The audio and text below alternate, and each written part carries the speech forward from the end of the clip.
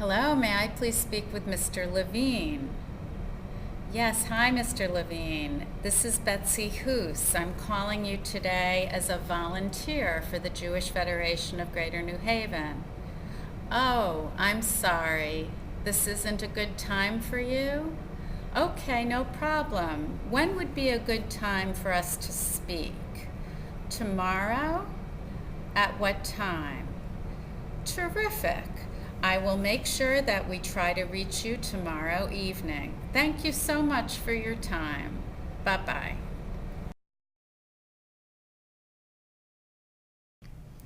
The same thing is true with people who say no. Just plain no. That's an interesting answer, and it may seem implausible to you. Don't you want to know why? We do. We really want to know why.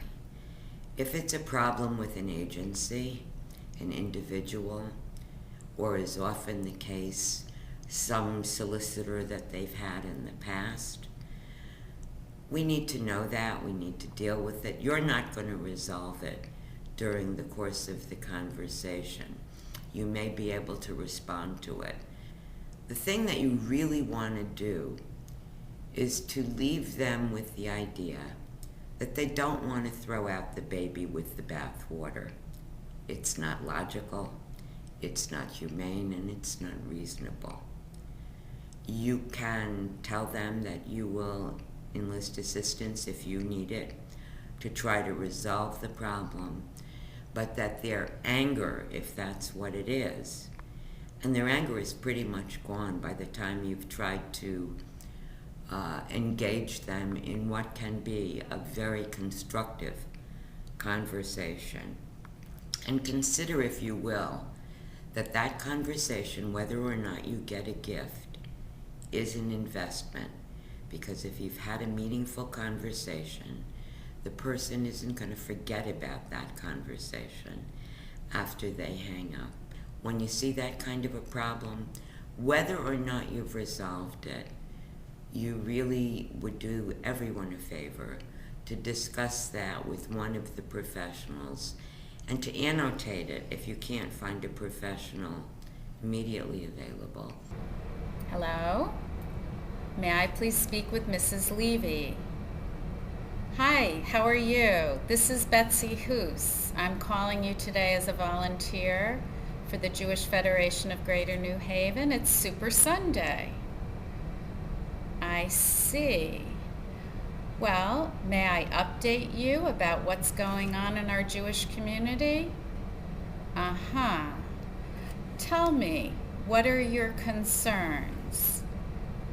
I see. Have you talked with anyone in our community before today about these concerns? I see. May I get some information for you? Uh-huh. Well, listen, it's very important for us to have that kind of feedback because today is more than just making phone calls to raise money. Today is our opportunity to reach out to members of our Jewish community, to touch base, to see what's going on. So your input, your feedback, it's very important to us. I see. I tell you what I'm going to do, Mrs. Levy. I would like to look into this, and I will get back to you. When would be a good time for me to reach you? Okay, on Wednesday evening. Terrific. I am going to find out about what you're telling me, and I will get back to you with some information. Thank you so much. I appreciate your input, and I promise to get back to you. Bye-bye.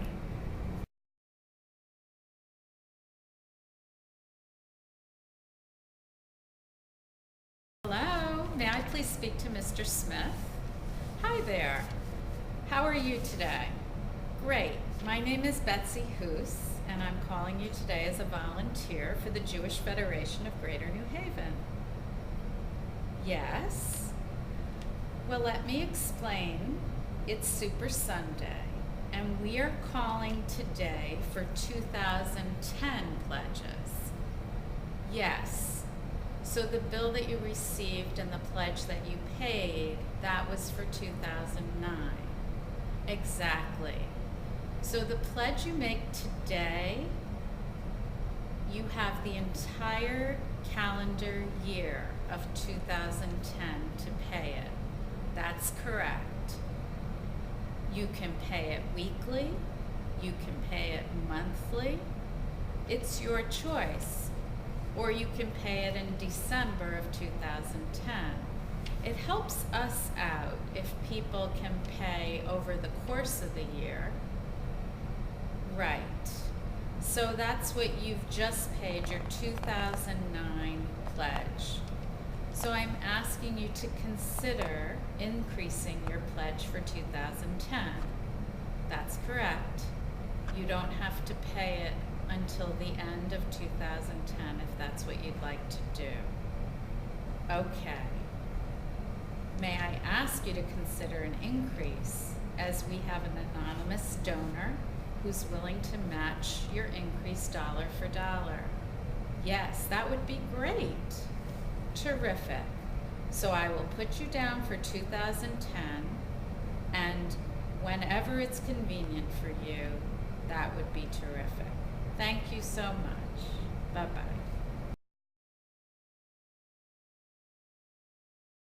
That's wonderful. Thank you so much.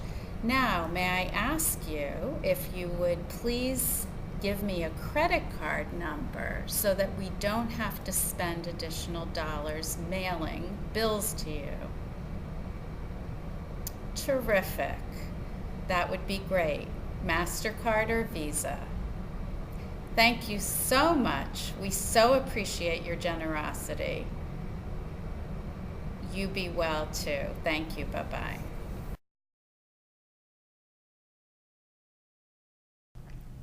Whatever you did during that conversation is a great investment on behalf of the community. Feel good about it. People will tell you to call them back. And it's true. They may want to consider what they're going to do. Try to find a time when either they have more time or when they think they've had adequate time to discuss with a spouse. Whatever it is, try to make an appointment. If you feel comfortable calling them back, you may want to ask one of the professionals if you can hold that card. If you think it's a call that anybody would be able to make, then put it back in the pile, but make sure that you annotate the time of that person's preference. We want to honor our donors. We want to honor their requests. We want to consider carefully what it is they need from us, whether that's their convenience, whether it's a response that is more than knee-jerk, whether it's a professional to deal with a question.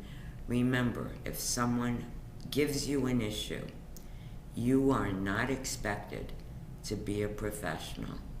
You can reiterate that you are merely trying to do your best, and that their question or problem demands a more knowledgeable and professional response. Make sure you annotate it.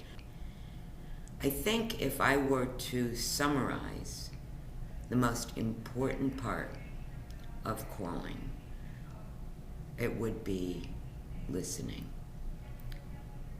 I think rather than feeling rejection, it's legal to take 30 seconds between phone calls for attitude adjustment. You're dialing for dollars, but more importantly than that, you're dialing to connect somebody with our Jewish community. Put a smile on your face, brush yourself off, and start all over again. You'll be glad you did.